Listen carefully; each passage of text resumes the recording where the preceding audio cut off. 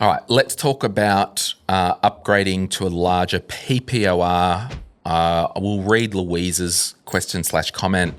My husband and I are working to sell our current PPOR and upgrade to a larger PPOR, which is your principal place of residence, within the next 18 to 24 months. Whilst putting away savings in our offset for this, I'm also salary sacrificing $250 into super and investing another $250 into ETFs per fortnight. So we'll just call it $500 a fortnight-ish that's getting put away for the future. For the next 18 to 24 months, should I stop investing, continue salary sacrificing to super and put that $250 towards a house deposit, or continue investing for our future? Where is that 10 to 13K working better for us? What are you doing, Mr. Philly? Yeah, I mean, it's a great question. And like I talked to my wife, when was it? On the weekend about, well, what should we do? Should we focus on paying off our home loan, or should we focus on building investment? So even as a financial advisor, these are very real questions that we have, because it's the great thing about money is math may tell me one thing, but my emotions or feelings or what I feel comfortable with may tell me another way. So it depends on what's important to you. And actually, I was talking to my good mate on the phone just as you arrived, and he was talking through this. We've got this big amount of money, and should we pay off our home loan? And I just said to him, this is not advice. I said to him, but I said, I know you guys, and I know it's going to be more important that you have a lower home loan than having some money invested, because you'll be tempted to sell those investments in the next 5 years to reduce that home loan. For those at the back of the room, I'll say it a bit louder. If you just want to pay down your home loan, it's okay. There, I said it. You're allowed to do that. You've just got to make sure, on balance in your financial life, you're living on less than what you earn and investing the rest. Now, that investing the rest, it could be into super, it could be ETFs, or it could be paying additional payments down onto my mortgage, because I'll save money on interest, I'll pay off the home sooner, then I can swing back around once the house is done and pump the living snot out of super or investing in my own name. Yeah, and to be very candid, that's the decision me and my wife made, is saying we'll overpay on tax to take profits out of the business to pay down our home loans sooner than we need to, because for us, just we want to, in the short term, not have a mortgage on our home, because running a business, it's high risk, everything can fall to pieces in the future, and we just want to mitigate that risk of having to sell that house. Now, everyone's situation is different. They may not own a business or have that risk, and so they can go, well, actually, we're happy to extend that mortgage out or take the next 15, 20 years to pay it out, as long as we're boosting that super. And so it's really about just understanding yourself and your own kind of, I'm a high-risk human being, but paying off that mortgage and overpaying on tax and financially not being as smart, but emotionally and psychologically being better for us, that's the decision we're going to be making. I've been watching some YouTube videos lately, and because I like aeroplanes and all that, I was watching this pilot's YouTube, and he's a pilot and all that, and at the end of his, and it just stuck with me, and it has all week, at the end of his video, and this is one for fun, this is one for life, and all this crap that we talk about, you've just talked about the book smart versus the vibe and all that. He says at the end of his videos, remember, superior judgment trumps superior knowledge. Yeah. How amazing is that?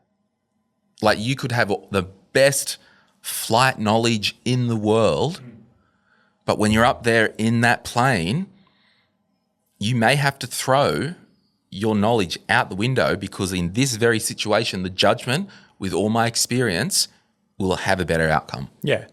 And I mean, and we talk about like investing, like one of the worst things about investing for the long term is when life changes and you pull the money out.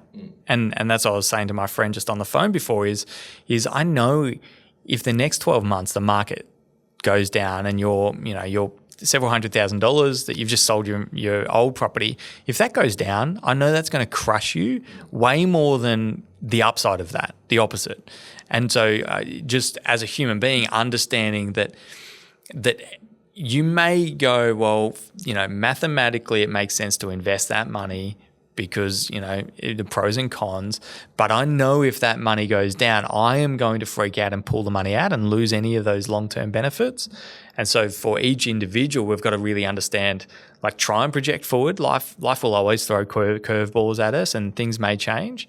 But understanding yourself is super important when it comes to any of these decisions. Do we clear the debt? Do we put money for salary sacrifice? I've got the exact answer for this situation. Yeah. 100% exact answer. She said 18 to 24 months, right? So up to 2 years. That's not a concrete goal. She invests in ETFs. She understands how investments work.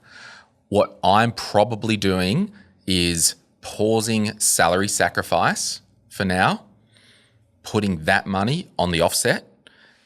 In June of this year, make a judgment call. Okay, is this happening or not? Yeah, it probably will. Okay, we'll keep it in offset.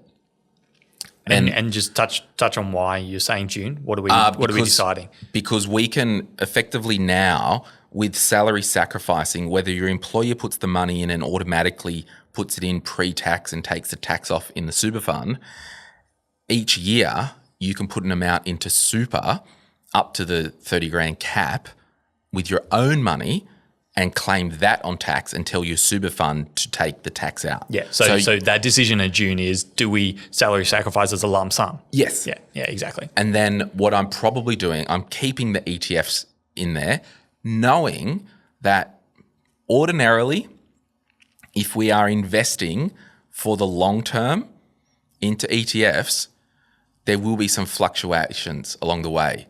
But the way I'm kind of seeing this, of that $500 a fortnight, by putting $250 into a growth ETF and putting $250 into an offset account, aka cash, that's a 50-50 split as a very balanced and defensive chunk. So what I'm saying is keep the ETFs going, sure, and then each year make a judgment call. If in 2 years' time it comes along and you've still got money in the offset, you can always put that money into super and use any carry forward, bring forward, whatever the catch-up contributions, there you go, and get it in. So that's probably what I'm doing. Yep. Just pausing the super, being a bit more intentional year on year, and probably still investing, knowing that in 2 years' time, if the market has had a bit of a bath, we either wait 3 or 4 months, see if it recovers before we sell down some shares, or we sell and take the loss because, hey, life's full of risks. Or we go, yeah, we actually can't find a house and it's been 2 years, but now because we can't find the right house, we're going to look for the next 6 months. Yeah. The only thing I would just say is just know yourself. If you are not going to salary sacrifice that $250 a month, are you spending it? Know your own spending habits. If you're really good at money management, that's a great strategy. Yeah. If you're garbage at it and you just go, get on with your life. There's extra money, then put it in there. And then I think the question then becomes, because she's talking about upgrading the PPOR, which is probably the more permanent, quote unquote, PPOR, I honestly believe there is a bigger decision that needs to be made once we get settled in that new PPOR with our extra investing and our lifestyle and all our goals and our age and our stage and all that, whether we first cap out our super contributions, then we invest outside in our own name. Yeah. And that's the only other thing I was going to say is the investing, knowing what that deposit requirement will be. Yeah, you should be able to project. Because if I know that I will need to sell all of those ETFs to afford this house deposit, then I personally wouldn't be putting money in the ETF. If I know that, hey, that ETF portfolio, that's an optional sell. If we really need it because we really want this bigger house and we're not going to spend LMI, like lender's mortgage insurance, to get there, then let's sell that portfolio. Yeah. And I would assume that, far out. This is the crazy thing in these scenarios.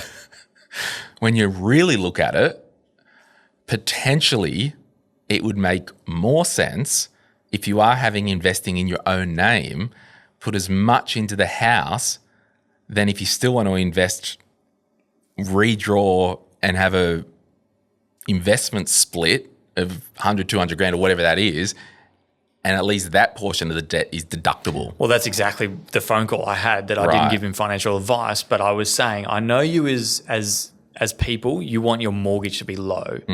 And if you do say you want $100,000 to invest in the market, don't take your cash that you've just used from your property to invest in cash.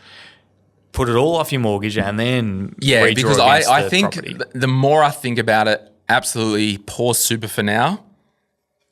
Maybe just keep investing in your own name if you understand the risks and all that. But then once we come to go time or hammer time, we go, okay, this house is worth this much. We've got $100 grand share portfolio here. We're going to sell down the share portfolio, pay a bit of tax on it. We're going to put everything we've got into the new house to have a lesser mortgage. Then once we settle, get all the costs worked and all that, we go, okay, what's important? Continue to smash the mortgage, or no, we want some gearing into equities. Well, let's get a split on the house and then invest. Yeah, and talk to a great broker at the start when you're moving to that new PPR to go, do we structure it that way now? And I don't think it's a tax wash or anything illegal or dodgy, because legitimately at the time you're putting that money into buying your new house. That's right. And I'm not suggesting we're doing it the next day. I'm suggesting we get settled. Look, if it's a bigger house, you might need to spend an extra $100 on the lawn person or something, or more insurance. Then when your budget is settled and you know how much it's going to cost to be in that house, and if we do a mortgage split and invest that into equities, then we can go, okay, how much can we actually service? Because if you do a split to invest into shares or investment properties, the investment property has income, the shares have dividends or distributions, there is still usually a hole that you need to plug out of your own cash flow.